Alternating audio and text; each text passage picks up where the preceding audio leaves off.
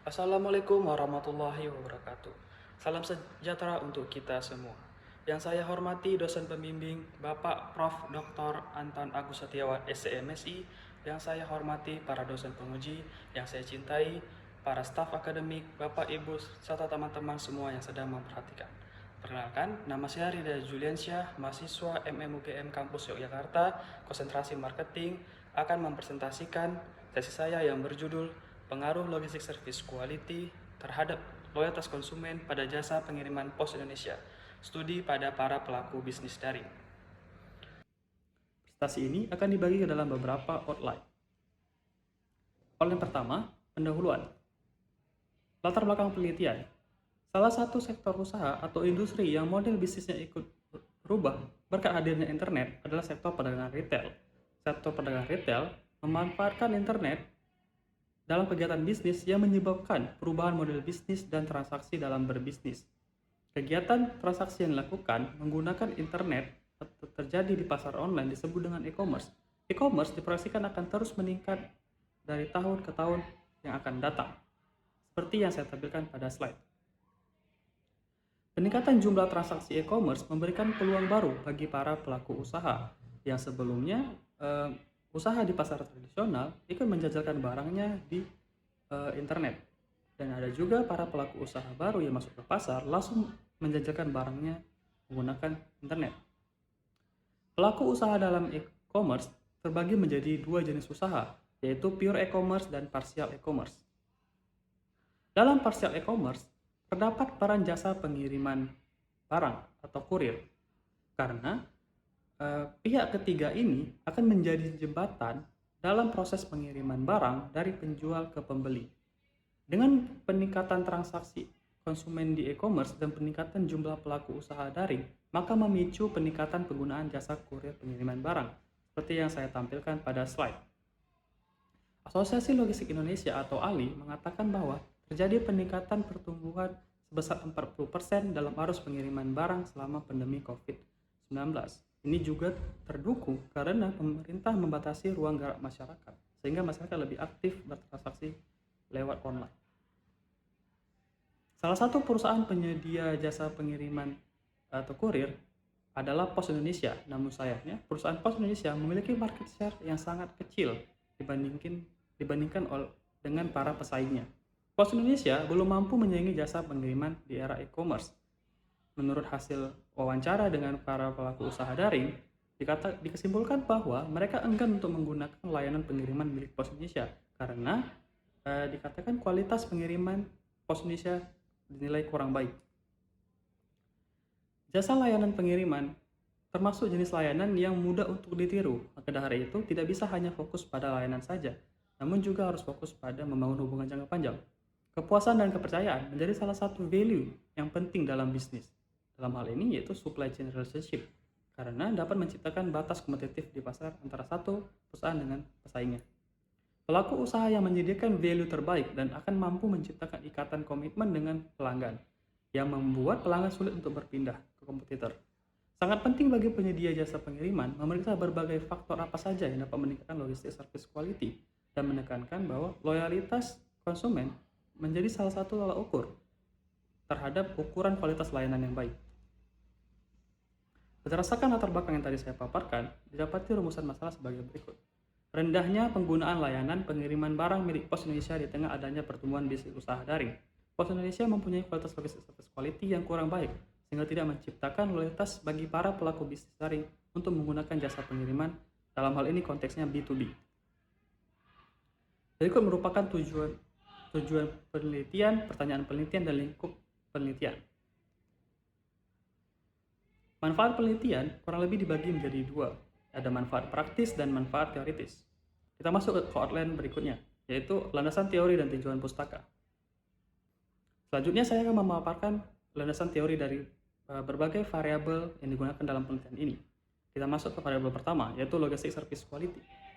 Logistic service quality merupakan pengelolaan operasi bisnis yang terkait dengan penyimpanan, transportasi, dan pengiriman barang di sepanjang rantai pasokan. Untuk menilai logistic service quality, kita harus membagi menjadi dua subkontrak. Yang pertama, Operational Logistic Service Quality atau yang akan saya sebut dengan OLSQ, dan Relational Logistic Service Quality atau yang akan saya sebut dengan LSQ. OLSQ berada pada sisi internal atau dimensi yang berorientasi pada sisi operasional, sedangkan LSQ berada pada sisi eksternal atau berorientasi pada pasar dan melibatkan kemampuan untuk merasakan dan memahami apa kebutuhan konsumen. Variabel kedua, kepuasan. Kepuasan adalah keadaan yang dimiliki oleh pelanggan tentang perusahaan saat harapan mereka terhadap produk terpenuhi atau terwujud. Variabel selanjutnya, kepercayaan. Kepercayaan dipandang sebagai self-belief oleh konsumen terhadap partner mereka yang dapat diandalkan dan akan memenuhi kewajiban mereka. Variabel selanjutnya yaitu komitmen. Komitmen dipandang sebagai mitra pertukaran yang percaya bahwa hubungan yang saat ini ada akan berkelanjutan dan saling menjaga dan saling mempertahankan. Variabel selanjutnya yaitu loyalitas konsumen. Dari sekian banyak pengertian loyalitas konsumen, peneliti akan membagi loyalitas konsumen menjadi dua subkontrak juga, yaitu attitudinal loyalty atau akan disebut dengan AL dan behavioral loyalty akan saya sebut dengan BL. AL didefinisikan sebagai evaluasi konsumen dan perangkat psikologis dalam membuat keputusan dengan penyedia layanan. BL didefinisikan sebagai pembelian berulang pelanggan dengan frekuensi yang sangat tinggi karena pelanggan bertindak dengan cara yang sama setiap saatnya. Berikut merupakan pengembangan hipotesis. Berikut merupakan model konseptual. Kita masuk ke outline selanjutnya, yaitu metode penelitian.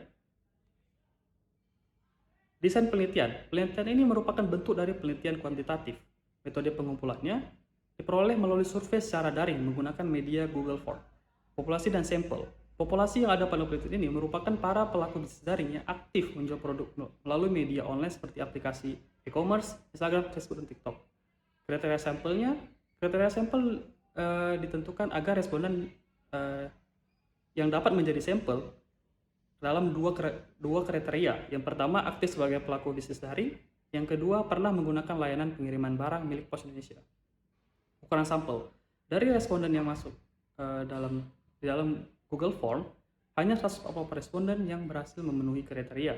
Yang selanjutnya akan digunakan dalam analisis data.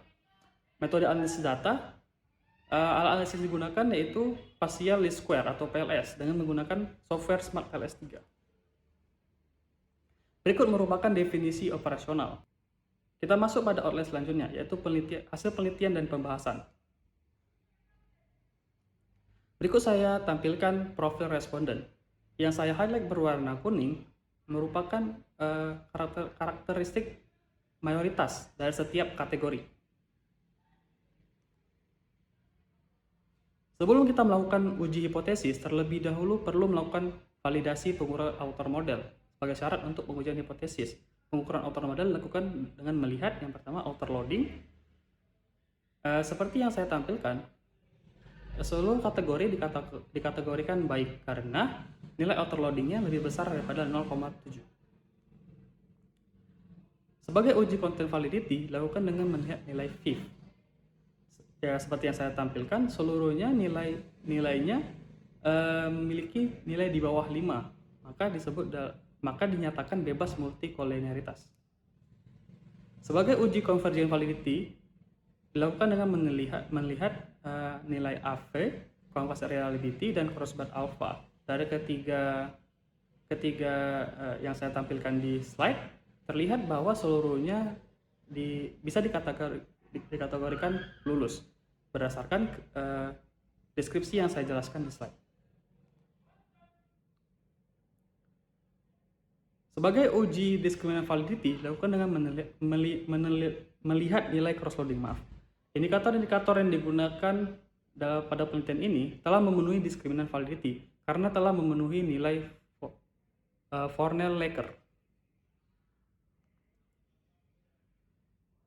Untuk melihat predictive relevance dilakukan uji-uji sebagai berikut, yaitu R-square, Q-square, dan F-square, seperti yang saya tampilkan pada slide. Berikut merupakan uji deskriptif. Yang saya highlight berwarna kuning merupakan komponen yang memiliki nilai rata-rata tertinggi. Saya tampilkan berikut dari setiap variabel. Berikut merupakan uji hipotesis dengan menggunakan bootstrapping yang terdapat pada aplikasi Smart PLS. Selanjutnya kita masuk ke pembahasan. H1 didukung. Hasil penelitian menunjukkan bahwa RLSQ berpengaruh positif signifikan terhadap OLSQ, seperti juga penelitian terdahulu. H2A, H2A, H2C didukung. RLSQ juga berpengaruh positif signifikan terhadap kepuasan komitmen. Hasil ini sesuai dengan penelitian terdahulu. H2B namun tidak terdukung. RLSQ tidak memiliki pengaruh signifikan terhadap kepercayaan. Hal ini mengindikasikan kalau para pelaku bisnis daring hanya akan memiliki kepuasan dan komitmen jika RLSQ pos Indonesia baik. H3A, H3B, dan H3C didukung. Hasil serupa juga terdapat pada penelitian Zhang et al. 2013 yang meneliti di Korea. Hal ini menunjukkan bahwa hanya OLSQ saja yang bisa meningkatkan kepuasan, kepercayaan, dan komitmen pada pelaku bisnis daring. H4 dan H5 didukung. Kepuasan memiliki pengaruh signifikan terhadap kepercayaan. Hal ini konsisten dengan penelitian terdahulu. H5B tidak terdukung, menunjukkan bahwa kepuasan tidak mendorong BL. H6 dan H7B didukung. RLSQ juga berpengaruh signifikan terhadap kepuasan komitmen. Hasil ini sesuai dengan penelitian terdahulu. Namun H7A dan H7C tidak terdukung, menunjukkan bahwa kepercayaan tidak memiliki pengaruh signifikan terhadap AL. H8A dan H8B didukung. Hasil penelitian menunjukkan bahwa komitmen berpengaruh signifikan terhadap AL dan BL, seperti penelitian Huma dan Zhang. H9 didukung. AL memiliki pengaruh positif signifikan terhadap BL. Serupa juga ditemukan pada penelitian Zhang et al. 2013. Jika saya dapat rangkumkan, dari 16 hipotesis yang diajukan, 13 hipotesis dapat diterima, dan sedangkan 3 lagi tidak dapat diterima. Hasil tersebut didapati dengan melihat nilai p-values yang harus lebih besar daripada 0,05 dan juga nilai T statistik. Lalu selanjutnya yaitu kesimpulan dan saran. Kesimpulannya saya tampilkan seperti pada slide. Selanjutnya kita masuk ke implikasi manajerial. Pada komponen OLSQ3 yaitu pengiriman sampai tepat waktu ke penerima barang berada pada tingkatan yang tidak terlalu bagus. Disarankan Pos Indonesia menghadirkan layanan penjemputan barang langsung ke lokasi tempat usaha agar memudahkan para pelaku usaha juga dalam menjalankan usaha mereka. Yang kedua, pada komponen OLSQ5 yaitu waktu transit barang yang diperlukan dalam proses pengiriman barang tidak terlalu cepat. Sarankan Pos Indonesia lebih mempercepat proses transaksi barang yang dibutuhkan karena lama cepatnya proses pengiriman akan berpengaruh terhadap reputasi toko para pelaku usaha. Yang ketiga, komponen RLSQ5 yaitu layanan yang diberikan oleh para pekerja masih belum baik atau belum sopan. Pos Indonesia sebaiknya meningkatkan kesopanan para staf. Disarankan kalau lebih banyak mempekerjakan para pekerja yang lebih muda pada bagian front service yang bisa lebih energik dan lebih ceria dalam melayani konsumen. Yang keempat, pada komponen RSQ 4 yaitu menunjukkan bahwa Pos Indonesia kurang memiliki hubungan yang baik dengan para konsumen. Disarankan Pos Indonesia lebih beradaptasi dengan perubahan zaman.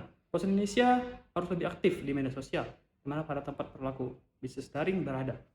Pos Indonesia juga bisa mengadakan pertemuan yang rutin agar melihat bagaimana kualitas layanan mereka.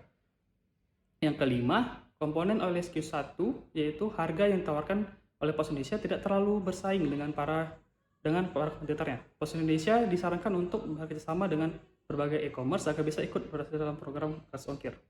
Yang keenam, logistik service quality sangat penting dalam membangun kepuasan dan komitmen.